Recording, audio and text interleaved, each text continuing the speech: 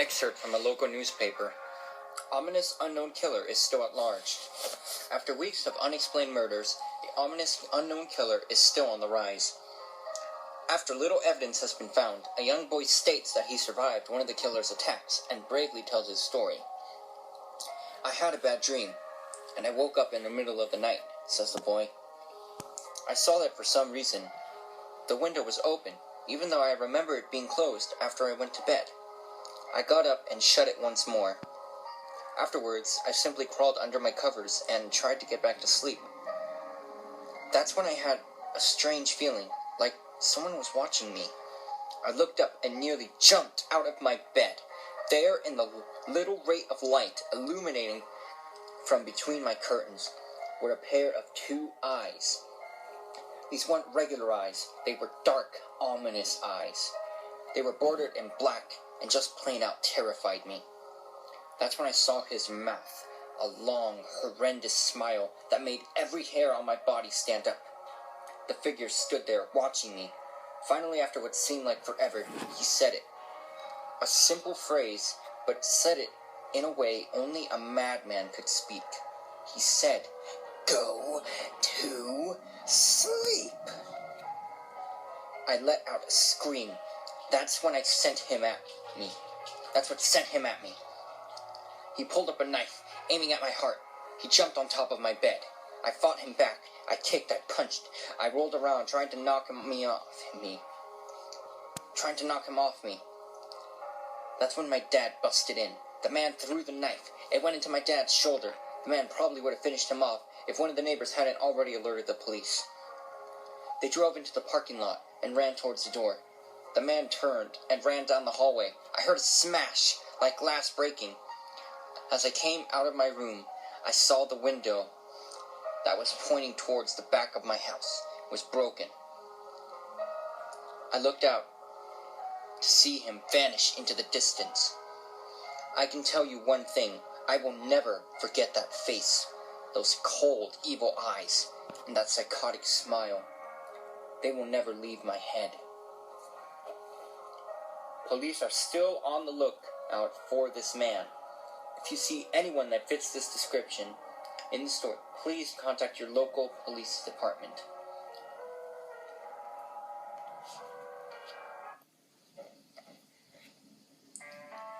Jeff and his family had just moved into a new neighborhood. His dad had gotten a promotion at work, and they thought it would be best to live in one of those fancy neighborhoods. Jeff and his brother Louie couldn't complain though. A new, better house. What was not to love? As they were getting unpacked, one of their neighbors came by. "Hello," she said. "I'm Barbara. I live across the street from you." "Well, I just wanted to introduce myself and to introduce my son."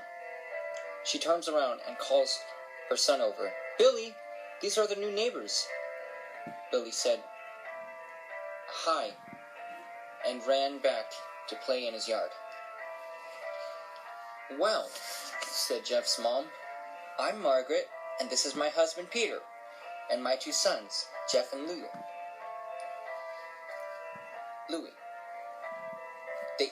They each introduced themselves, and then Barbara invited them to her son's birthday. Jeff and his brother were about to object when their mother said that they would love to. When Jeff and his family are done packing, Jeff went up to his mom. "Mom, why would you invite us to some kid's party? If you haven't even noticed, I'm not some dumb kid." "Jeff," his mother said, "we just moved here. We should show that we want to spend time with our neighbors. Now, we're going to that party, and that's final." Jeff started talking, but stopped himself, knowing that he couldn't do anything. Whenever his mom said something, it was final. He walked up to his room and plopped down on his bed. He sat there looking at his ceiling when suddenly he got a weird feeling.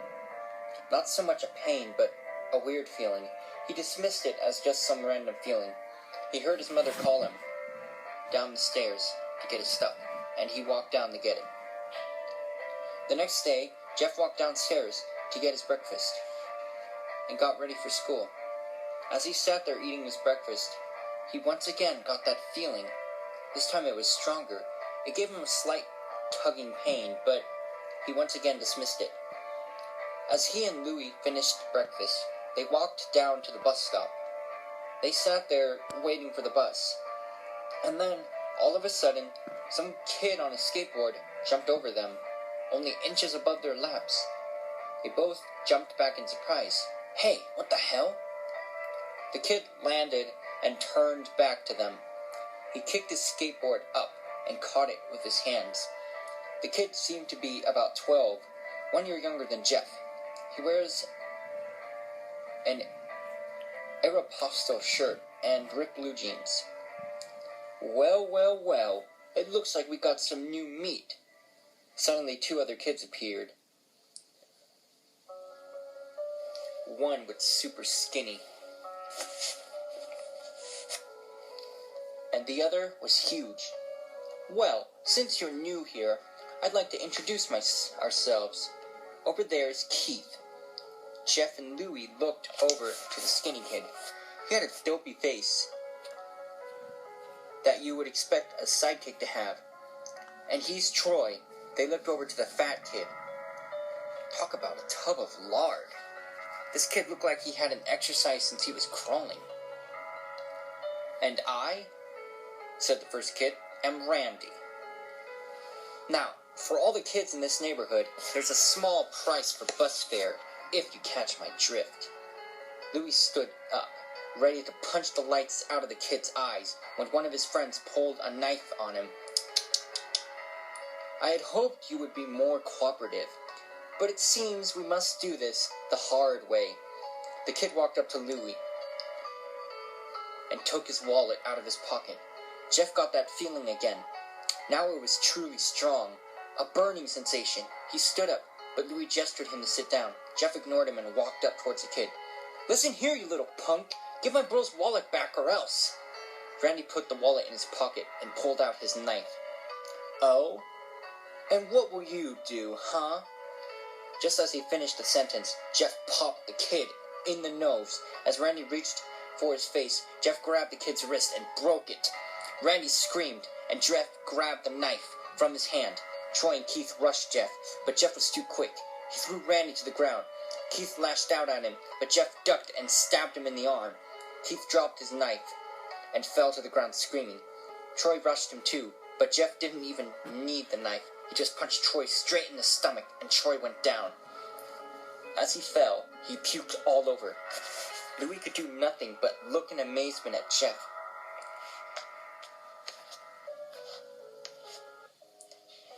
Jeff, how do you...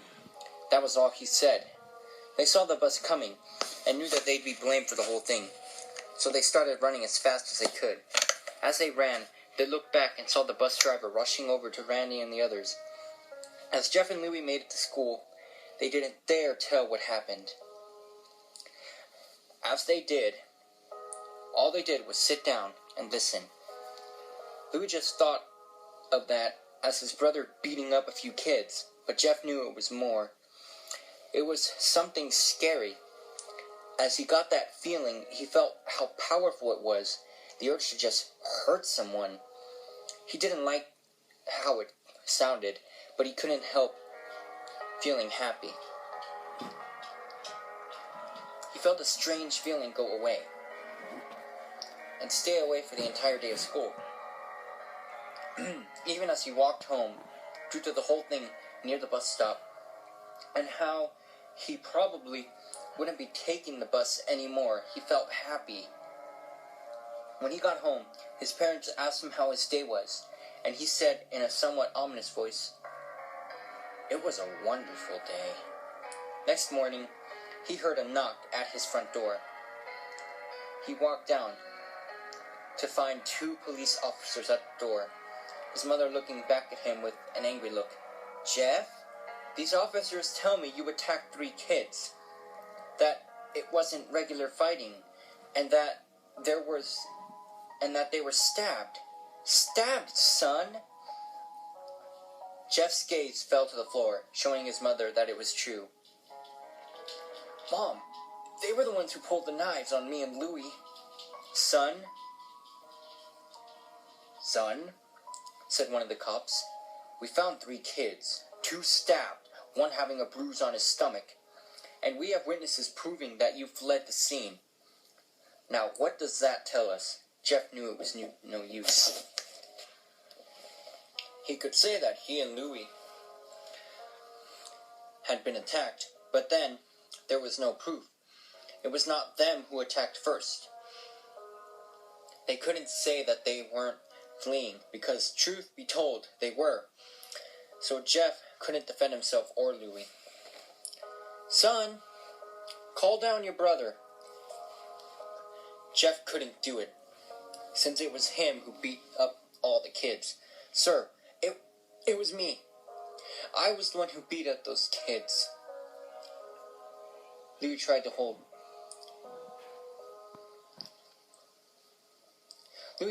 me back, but he couldn't stop me.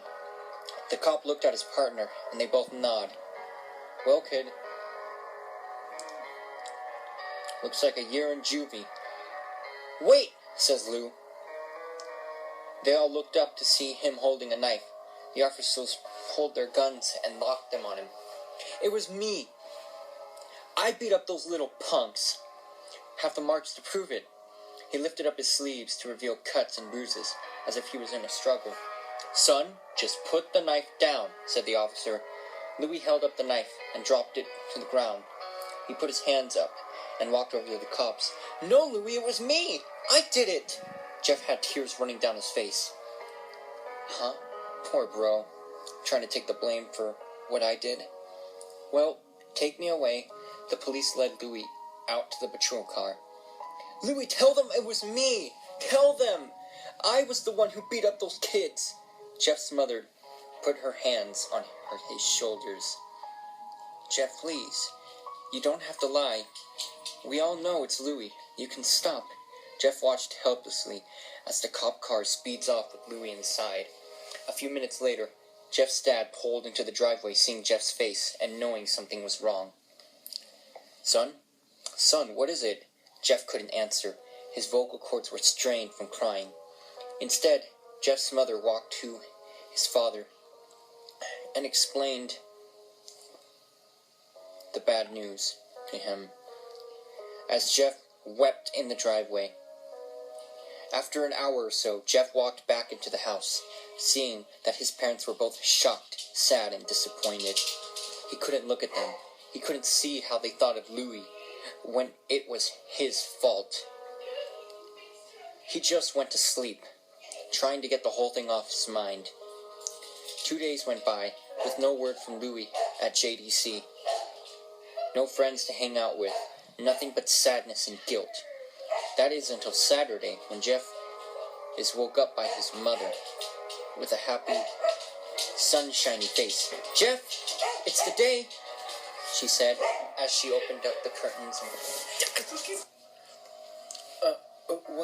What's today? Asked Jeff as he stirs awake. Why, it's Billy's party. He was now fully awake. Mom, you're joking, right? You don't expect me to go to some kid's party after there was a long pause. Jeff, we both know what happened. I think this party could be the thing that brightens up the past days. Now get dressed. Jeff's mother walked out of the room and downstairs to get herself ready. He fought himself to get up. He picked out a random shirt and pair of jeans and walked downstairs. He saw his mother and father all dressed up, his mother in a dress and his father in a suit. He thought, why would they ever wear such fancy clothes to a kid's birthday party? Son, is that all you're gonna wear? Said Jeff's mom. Better than wearing too much, he said. His mother pushed down the feeling to yell at him and hid it with a smile. Now, Jeff, we may be overdressed, but this is how you go if you want to make an impression, said his father. Jeff grunted and went back up to his room. I don't have any fancy clothes, he yelled downstairs. Just pick out something, called his mother. He looked around his closet for what he would call fancy. He found a pair of black dress pants he had for special occasions and an undershirt. He couldn't find a shirt to go with it, though. He looked around and found only striped and patterned shirts, none of which go with dress pants. Finally, he found a white hoodie and put it on. "You're wearing that?" they both said. His mother looked at her watch. "Oh no, time to change." "Oh, no time to change. Let's just go," she said as she herded Jeff and his father out the door. They crossed the streets over to Barbara and Billy's house. They knocked on the door, and at it appeared Barbara, just like his parents, way overdressed. As they walked inside, all Jeff could see were adults, no kids. "The kids are out in the yard." "Jeff, how about you go and meet some of them?" said Barbara. Jeff walked outside to a yard full of kids. They were running around in weird cowboy costumes and shooting each other with plastic guns. He might as well be standing in a Toys R Us store. Suddenly, a kid came up to him and handed him a toy gun and hat. "Hey, mister, wanna play?" he said. No, kid. I'm way too old for this stuff." The kid looked at him with that weird puppy dog face. "Please?" said the kid. Fine," said Jeff. He put on the hat and started to pretend to shoot the kids. At first he thought it was totally ridiculous, but then he started to actually have fun and enjoy himself. It might not have been super cool, but it was the first time he had actually done something that took his mind off Louie. So he played with the kids for a while until he heard a noise, a weird rolling noise. Then it hit him. Randy, Troy, and Keith all jumped over the fence on their skateboards. Jeff dropped the fake gun and ripped off the hat. Randy looked at Jeff with burning hatred in his eyes. "Hello, Jeff." "Is it?" he said. "We have some unfinished business." Jeff saw his bruised nose. "I think we're even. I beat the crap out of you, and you got my brother sent to JDC. Randy got an angry look in his eyes. "Oh, no. I don't go for even. I go for winning. You may have kicked our asses that one day, but not today." As he said that, Randy rushed at Jeff. They both fell to the ground. Randy punched Jeff in the nose. Randy punched Jeff in the nose, and Jeff grabbed him by the ears and head butted him. Jeff pushed Randy off him, and both rose to their feet. Kids were screaming, and parents were running out of the house. Troy and Keith both pulled out guns out of their pockets. "No one interrupts, or guts will fly," they said. Randy pulled a knife on Jeff and stabbed it into his shoulder. Jeff screamed and fell to his knees. Randy started kicking him in the face. After 3 kicks, Jeff grabs his foot and twists it, causing Randy to fall to the ground. Jeff stood up and walked towards the back door. Troy grabbed him. "Need some help?" He picks Jeff up by the back of the collar and throws him through the patio door. As Jeff tries to stand up, he is kicked down to the ground. Randy repeatedly starts kicking Jeff until he starts to cough up blood. "Come on, Jeff, fight me!" He picks Jeff up and throws him into the kitchen. Randy sees a bottle of vodka on the counter and smashes the glass over Jeff's head. "Fight!" He throws Jeff back into the living room. "Come on, Jeff, look at me!" Jeff glances up, his face riddled with blood. "I was the one who got your brother sent to JDC, and now you're gonna sit here and let him rot there for a whole year? You should be ashamed." Jeff starts to get up. "Oh, finally. You stand and fight." Jeff is now on his feet. Blood and vodka soaked on his face.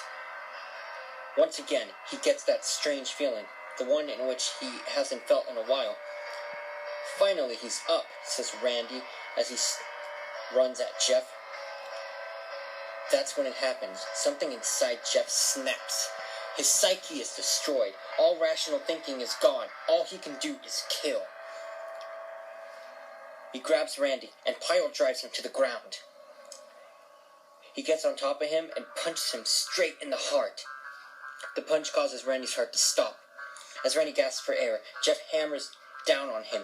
Punch after punch. Blood gushes from Randy's body until he takes one final breath and dies. Everyone is now looking at Jeff. The parents, the kids crying, even Troy and Keith. Although they easily break from their gaze and point their guns at Jeff, Jeff sees the guns trained on him and runs for the stairs. As he runs, Troy and Keith let out fire on him. Why is the cat's gun out, Alec? He hears Troy and Keith follow up behind.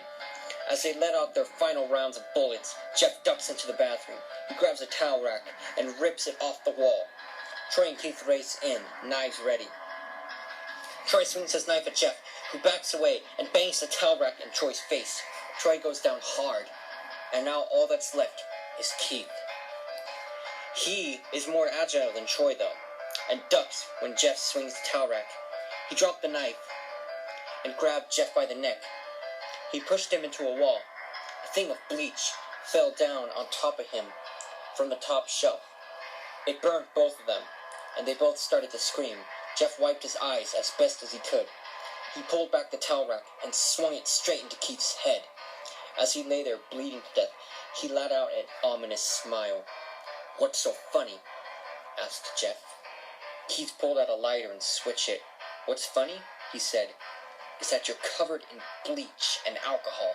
Jeff's eyes widened as Keith threw the lighter at him. As soon as the flame made contact with him, the flames ignited the alcohol in the vodka. While the alcohol burned him, the bleach had whitened his skin. Jeff let out a terrible screech of pain as he caught on fire. He tried to roll out the fire, but it was no use. The alcohol had made him a walking inferno. He ran down the hall and fell down the stairs. Everybody started screaming as they saw Jeff, now a man on fire, drop to the ground nearly dead. The last thing Jeff saw was his mother and other parents trying to extinguish the flame. That's the last thing he saw before he passed out. When Jeff woke, he had a cast wrapped around his face. He couldn't see anything, but he felt a cast on his shoulder and stitches all over his body. He tried to stand up, but he realized that there was some tube in his arm. And when he tried to get up, it fell out, and a nurse rushed in. "I don't think you can get out of bed just yet," she said as she put him back in bed and reinserted the tube. Jeff sat there with no vision, no idea of what his surroundings were. Finally, after hours, he heard his mother. "Honey, are you okay?" she asked. Jeff couldn't answer, though. His face was covered, and he was unable to speak. "Oh, honey, I have great news. After all the witnesses told the police that Randy confessed of trying to attack you, they decided to let Louie go." This made Jeff almost bolt up, stopping halfway, remembering the tube coming out of his arm. "He'll be out by tomorrow, and then you two will be able to be together again." Jeff's mother hugged Jeff and her goodbyes. The next couple of weeks were those where Jeff was visited by his family. Then came the day where his bandages were to be removed.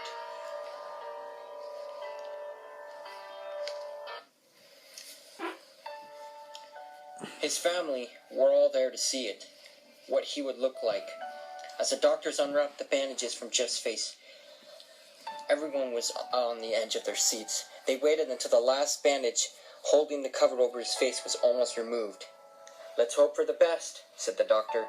He quickly pulls the cloth, letting the rest fall from Jeff's face. Jeff's mother screams at the sight of his face. Lou and Jeff's dad stare in awe, struck at his face. What happened to my face?" Jeff said. He rushed out of bed and ran to the bathroom. He looked in the mirror and saw the cause of the distress. His face. It's horrible. His lips were burnt to a deep shade of red. His face was turned into a pure white color, and his hair was now singed from brown to black. He slowly put his hand to his face. It had a sort of leathery feel to it now. He looked back to his family, and then back at the mayor. "Jeff," said Lou, it's not all that bad." "Not all that bad?" "Not that bad," Jeff said. "It's perfect." The family were equally surprised. Jeff started laughing uncontrollably.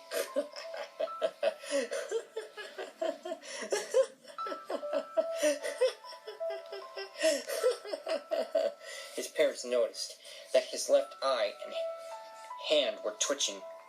Jeff, are you okay?" "Okay? I've never felt more happy." "Look at me. This face goes perfectly with me." He couldn't stop laughing. He stroked his face, feeling it, looking down at it in the mirror. What caused this? Well, you may recall that when Jeff was fighting Randy, something in his mind, in his sanity, snapped. Now he was left as crazy as ever, a killing machine. That is, his parents didn't know. "Doctor," said Jeff's mom, "is my son all right? You know, in the head?"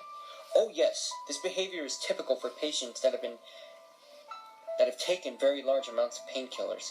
If his behavior doesn't change in a few weeks, bring him back here and we'll give him a psychological test." "Oh, okay. Thank you, doctor." Jeff's mother went over to Jeff. "Jeff? Sweetie, it's time to go." Jeff looks away from the mirror. His face still formed into a crazy smile. "Okay, Mommy." His mother took him by the shoulder and took him to get his clothes. "This is what came in," said the lady at the desk. Jeff's mom looked down to see the black dress pants and white hoodie her son wore. Now they were clean of blood and now stitched together. Jeff's mother led him into his room and made him put his clothes on. Then they left, not knowing that this was their final day of life. Later that night, Jeff's mom awoke to a sound coming from the bathroom. It sounded as if someone was crying. She slowly walked over to see what it was.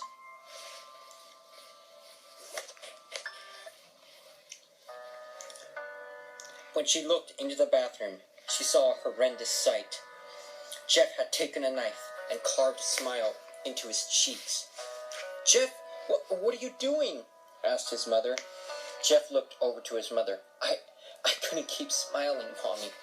It hurt after a while. Now I can smile forever." Jeff's mother noticed his eyes, ringed in black. Jeff, your eyes!" His eyes were seemingly never closing. I couldn't see my face either. I got tired, and my eyes started to close. I burned out the eyelids so I could forever see myself, my new face. Jeff's mother slowly started to back away, seeing that her son was going insane. "What's wrong, Mommy? Aren't I beautiful?" "Yes, son," she said. Yeah, you are. Let me go get Daddy so he can see your face." She ran into the room, shook Jeff's dad from his sleep. She ran into the room and shook Jeff's dad from his sleep. "Honey, get the gun. Wait." She stopped as she saw Jeff in the doorway holding a knife. "Mommy, you lied." That's the last thing they hear as Jeff rushes them with the knife, gutting both of them. His brother Louis woke up, startled by some noise. He didn't hear anything else, so he just shut his eyes and tried to go back to sleep. As he was on the border of slumber, he got the strangest feeling that someone was watching him. He looked up before. Jeff's hand covered his mouth. He slowly raised the knife, ready to plunge it into Louis. Louis thrashed here and there, trying to escape Jeff's grip. "Shh," Jeff said. "Just go to